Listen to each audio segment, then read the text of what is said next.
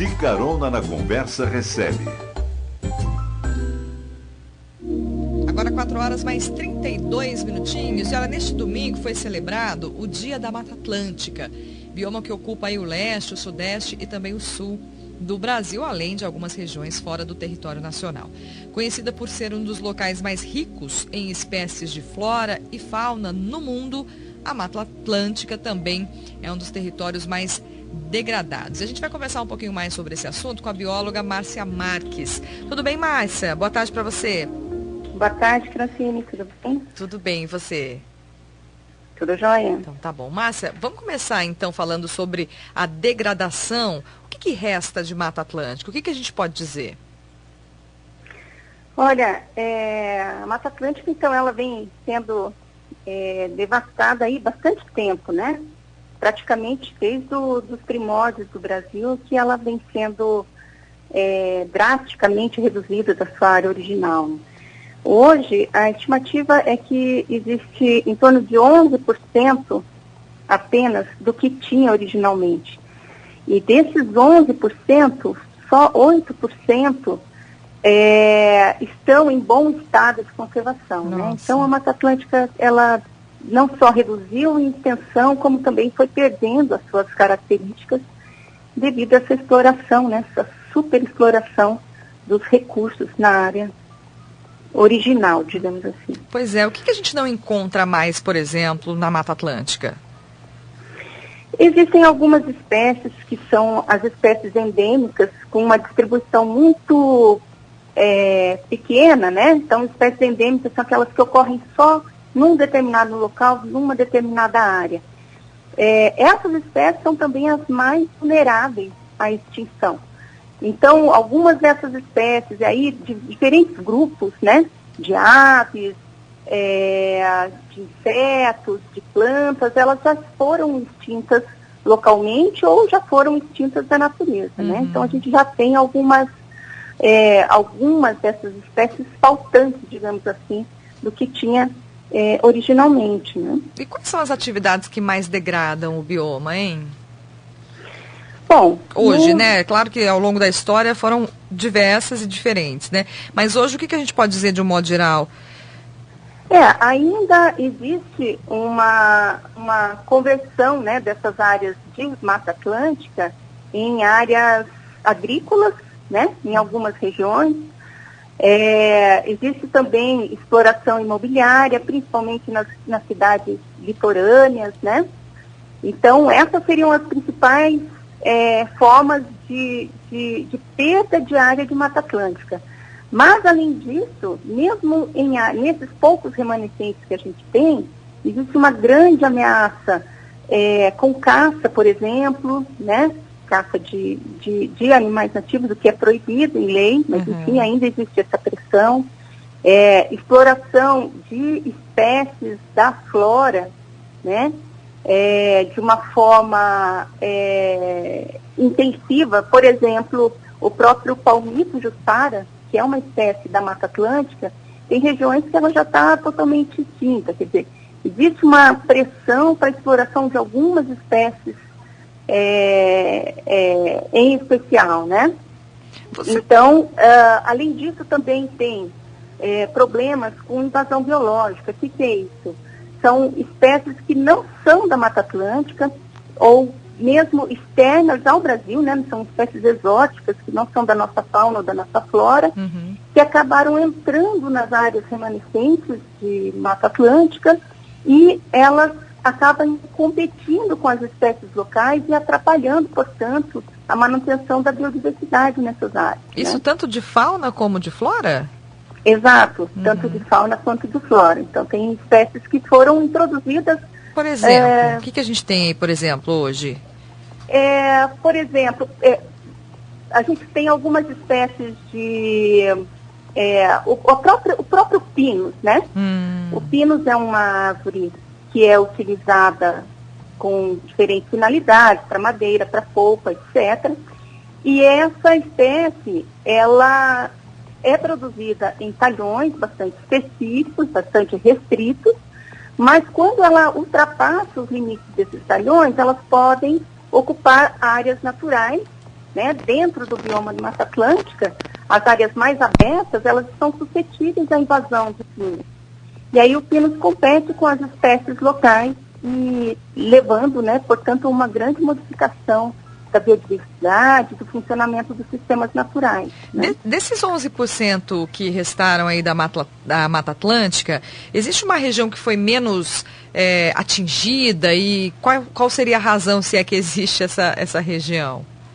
Sim, a região sul de São Paulo, do litoral de São Paulo e norte do litoral do Paraná, que corresponde à região chamada de Lagamar, né?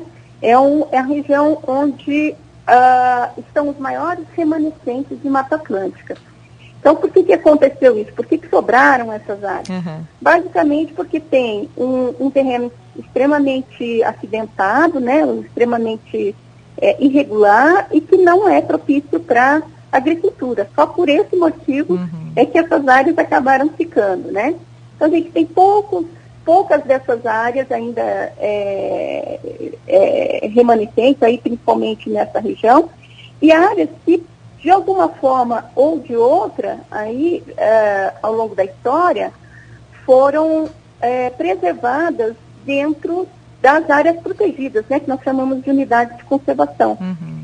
Então, as unidades de conservação são instituídas legalmente, são áreas onde deve ser mantida, né, a biodiversidade local, e então essas poucas áreas, esses poucos parques que ainda restam, principalmente na parte mais interior aí da Mata Atlântica, no interior, então, por exemplo, estado de São Paulo, estado do Paraná, Santa Catarina, grande parte desses estados eram cobertos, né, era coberto por Mata Atlântica. Então, hoje o que resta são principalmente essas áreas que foram convertidas em parques estaduais, federais, enfim, nacionais, né?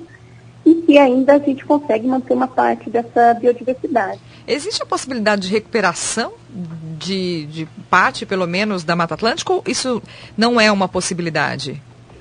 Existe. Hoje existe uma grande preocupação até ao nível mundial em recuperar os ecossistemas que já foram degradados, né?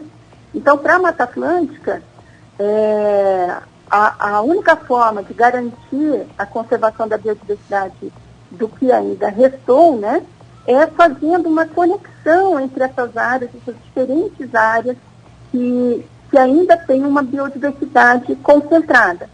Então, a gente restaura essas áreas com plantio de mudas ou através de processos naturais, né, de regeneração natural, e com isso a gente consegue, sim, recuperar uma boa parte dessa biodiversidade. Igual ao que era antes, não vai ficar, né? Porque a única maneira de você garantir que essas espécies permaneçam é não desmatando mais, né? Agora, você pode recuperar uma boa parte desses processos e dessas espécies através da restauração ecológica. Bacana.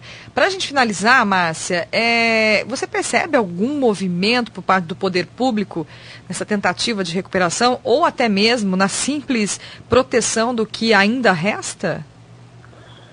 Existe um plano nacional de recuperação da vegetação nativa, né, que está sendo implementado agora, iniciou-se aí há 2 anos, então está começando a haver esse tipo de mobilização, né, porque, na verdade, todas as propriedades rurais, elas vão ter que se adequar à lei ambiental brasileira, né, que prevê que uma parte dessas propriedades rurais seja mantida a vegetação nativa nas áreas de reservas legais, nas áreas de preservação permanente.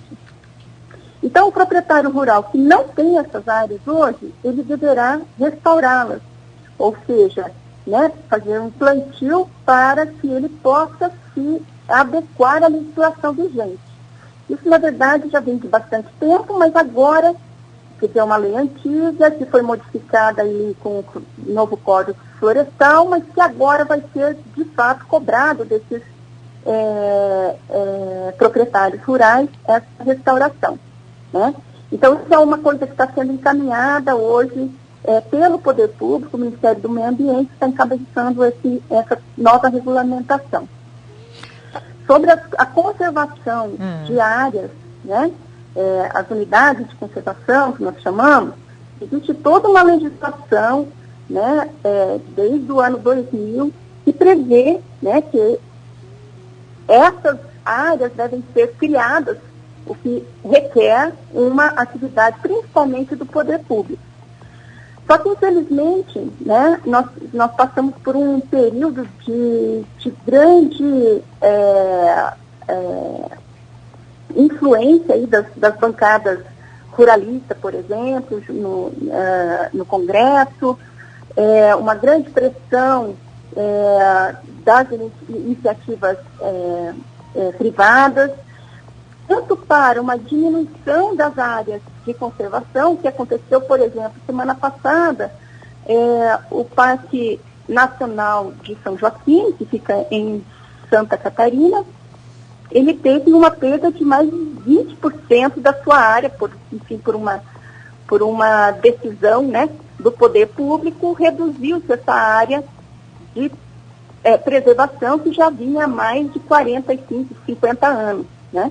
Então, essa pressão existe, embora a gente tenha os mecanismos legais para garantir a conservação da biodiversidade e a restauração das áreas degradadas, existe, sim, uma pressão muito grande, né, do setor produtivo, né, para que isso não aconteça. E nós trabalhamos que estamos interessados na conservação da biodiversidade, temos alertado para esses problemas, né? Com certeza. Você voltar atrás dos ganhos que nós tivemos aí nos últimos anos. Tá certo, então nós conversamos com a bióloga Márcia Marques sobre sobre a Mata Atlântica, na verdade, na semana que é comemorada aí, Dia da Mata Atlântica, ou Semana da Mata Atlântica, né? Márcia, muito obrigada, viu, pela participação aqui no De Carona na Conversa, e até uma próxima oportunidade. Obrigada. Um abraço. Tchau, tchau. Conectcar SP Rio FM 101,5. A rádio que viaja com você.